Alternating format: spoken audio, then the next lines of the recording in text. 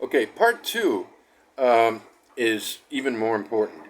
Um, I've explained in other YouTube videos, and I explained enough in this one about how this got started for me.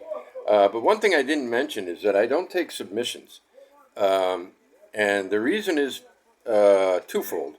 One, submissions bury a person, but more importantly, I'm Rick Harsh, a writer, and I love certain books. I haven't read Infinite Jest yet, um, and it's not for. I remember one time somebody said, "You don't like Infinite Jest," and I said, "No, it's not that I don't like it. It's just that it does is it.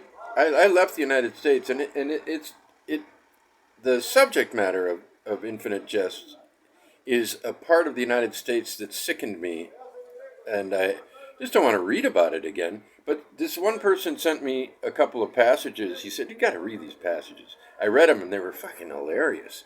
They were brilliant.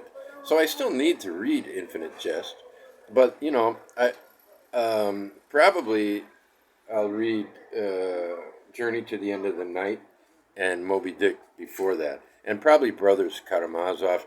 Definitely Mackerel, Adventures of Mackerel by Alvaro Mutis.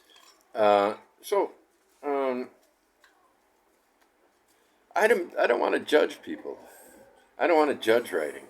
Um, I'll take chances on people, but not as an editor or big shot.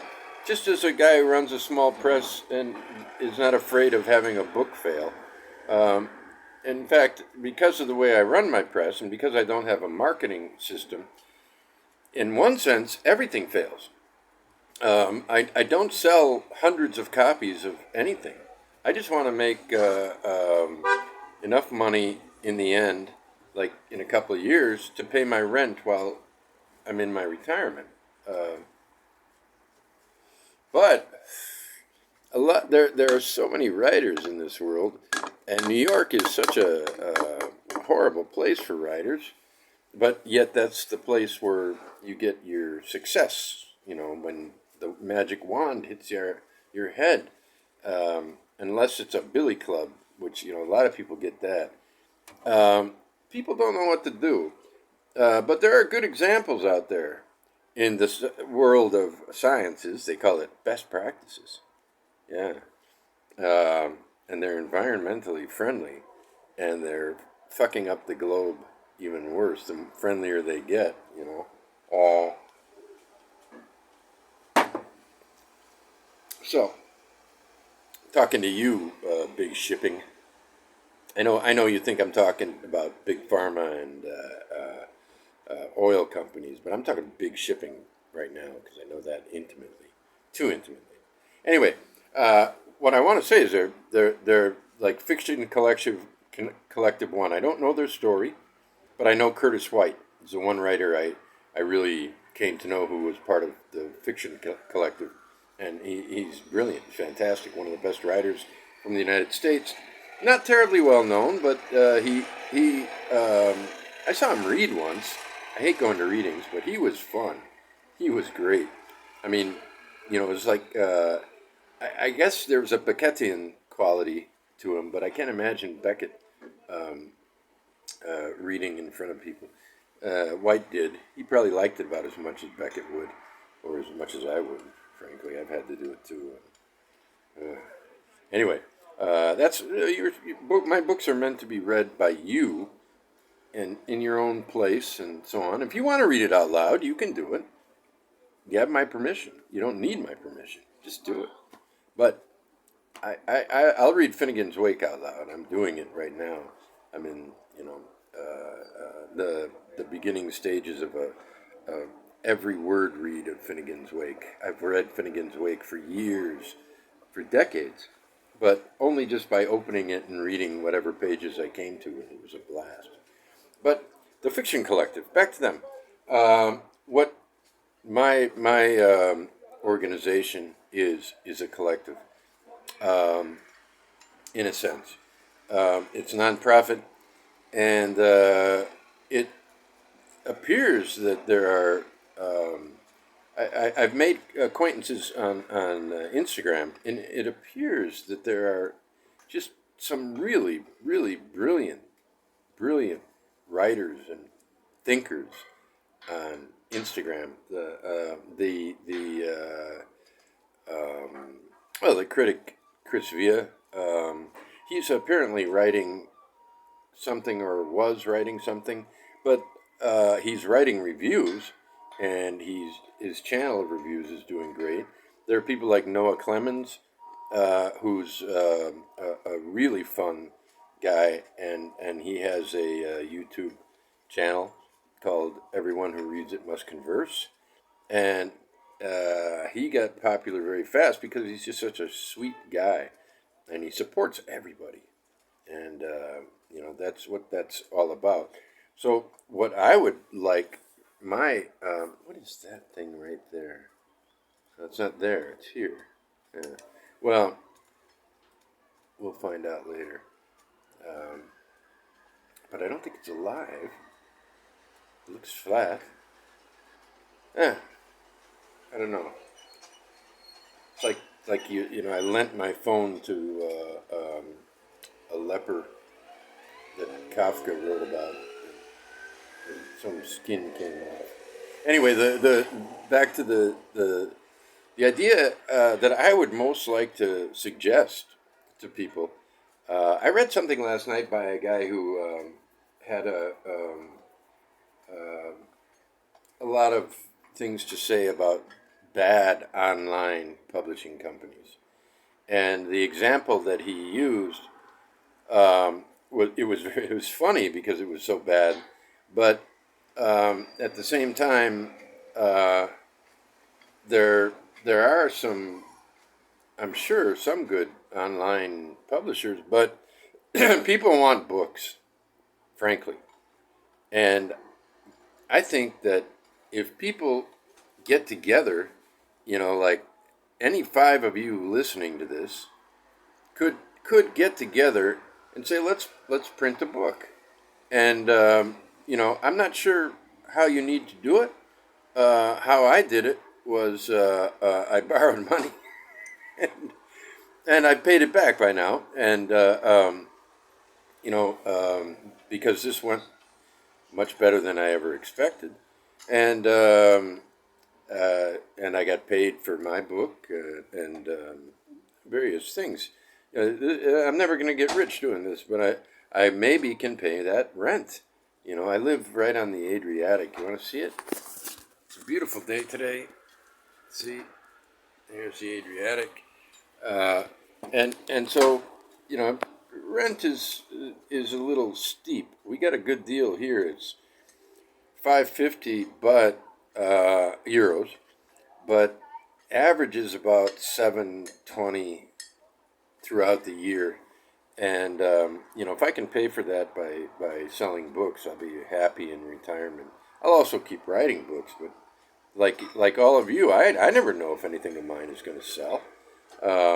Now I can publish them, but if a bigger publisher like Zero Gram wants one, yeah, you can have it. And please try hard.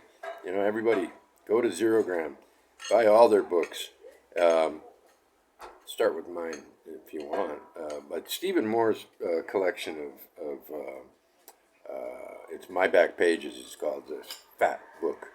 And that brought me to Chandler Broussard, which is one of the great triumphs of our press. Broussard was out of print.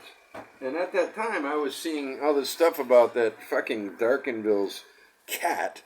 And, and I've seen it lately. For every time I see a price for that, it's over 200 euros. Well, it's just a fucking 20 or 30 euro or dollar novel. And it's selling for an absurd price. It's not a collectible book, in my opinion. I used to be a book dealer way back when. I was lousy because I didn't give a shit about money. I couldn't concentrate on the money. And 2 years and 3 months, I was out of business.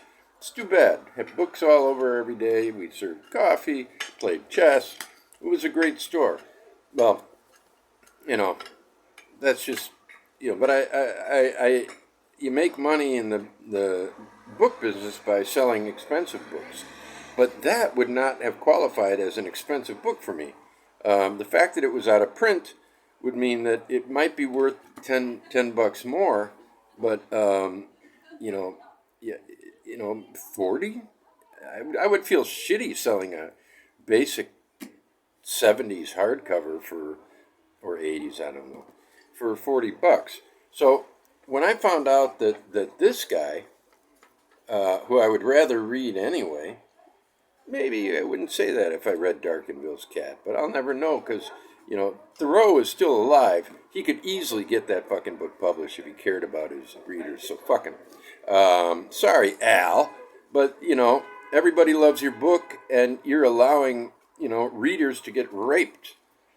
And so here's Chandler Broussard, and this is a fat book. We put it together. Zach Tanner did this fantastic cover, and this is, according to Stephen Moore, the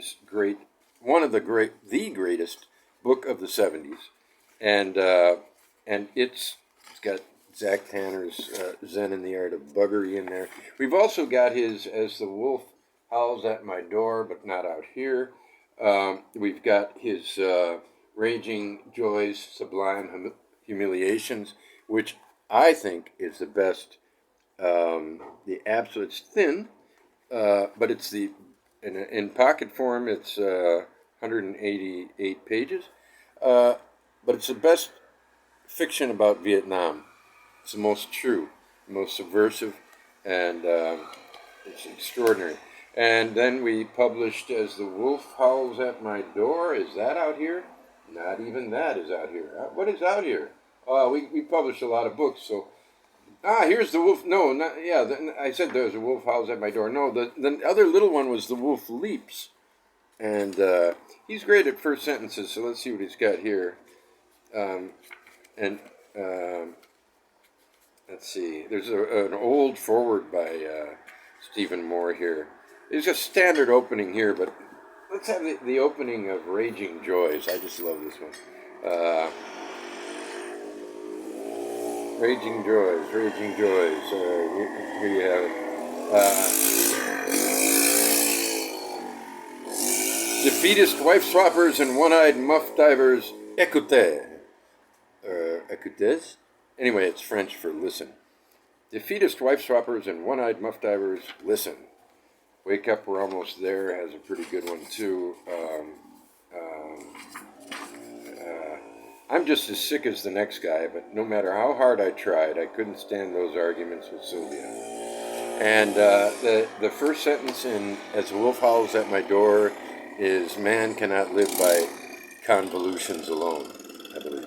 So we've got, thanks to the help of Stephen Moore and the family of Chandler Broussard, we have 4 of his books and a 5th one, The Double Dealers. It was published as a double view. He never got a break, This one was called Did Christ Make Love? Well,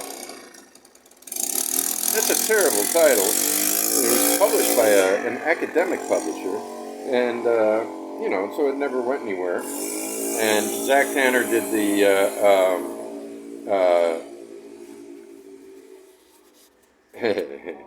sure, Christ fucked, but was he on top?